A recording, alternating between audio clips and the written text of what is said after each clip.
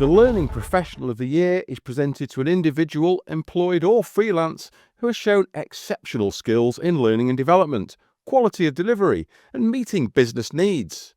The judges seek clear differentiators from other entrants, evidence of innovation and client endorsement, being a well-rounded individual and having sound subject matter expertise.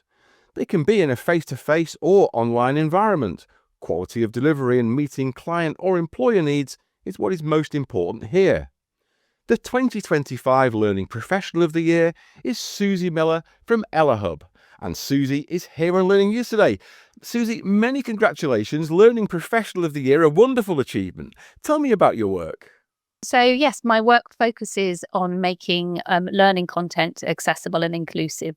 So I run, as you said, my own agency. I'm an entrepreneur. So that kind of started from nowhere really, and over the last 5 years, it's really grown to be kind of a leading light, hopefully, in making the industry more aware, L&D more aware of just how important it is to make sure that all learning content is accessible. So that means that everybody can have equal access to it. So including people who have a whole range of different diverse needs. So quite a lot of people with disabilities, so people with hearing, vision, cognitive and motor access needs. So it's really focusing on making sure that everybody has an equitable and an equal experience to our learning content. And what are the day-to-day challenges you face to get all of this done, Susie? So apart from the challenges of running a small business, which anybody who is an entrepreneur will obviously have experienced, so it's everything that you have to be involved with, I think that the main challenge for me has been, as I say, starting really from scratch, starting from a place where L&D really didn't have much of a focus on accessibility. Maybe a few individuals were aware of it, but it's really trying to make sure that everybody is aware of how important accessibility is for their audience, but particularly for also how important it is for improving learning content for everybody. So by making it accessible and inclusive for people, as I say, with a whole wide range of access needs, it is such an important area that is really transforming learning content and making it so much better for all learners. And in the last year, what has stood out in particular and made your work different? It comes back to this idea of that kind of slowly growing over time, really. And I think that what really encouraged me this year to enter for this award was that I felt I was really making progress for the first time. So I could see that in the wonderful thing about entering the award is it really makes you focus on what you've been doing. And I kind of realized when I put my presentation together, yes, that it was really widespread, the impact that we were having at Ella Hub. So we've across 32 countries, 235 organizations, 1,500 people that we've trained.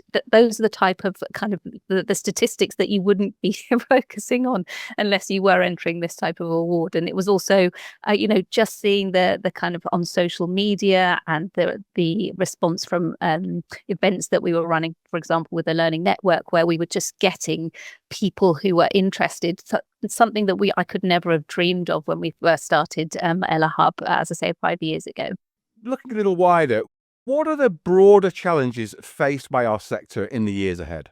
So I think, coming back to what I focus on and what I'm passionate about, I think it is so important to be aware that accessibility needs to be a fundamental part of our learning delivery. I mean, recent statistics have shown that up to about 25% of people will identify as having an access need or a condition that they actually impacts their experience with digital content. So when we think of how many people this is actually affecting, it's so fundamental that people become aware that actually if we're not making our learning content accessible, we really are. It's not effective. We're excluding people, and those obviously we're so passionate about learning and the impact that it can have that it makes such a big difference to make sure that it's accessible and inclusive for everybody.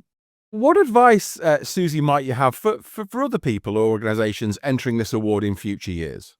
So I would say, definitely go for it. I think before I entered it, I was thinking, oh, it's worth a try, but I haven't really got a chance. And I think that the judges were so open to the message that I was talking about, and they were so supportive and so kind that I like everybody, I was so nervous before the my presentation, but they really really were wonderful and supportive. So I definitely would say, go for it, give it a go, and never underestimate the impact that you're making, or as I say, the possibility that you could actually win one of these awards, which I never thought would be possible.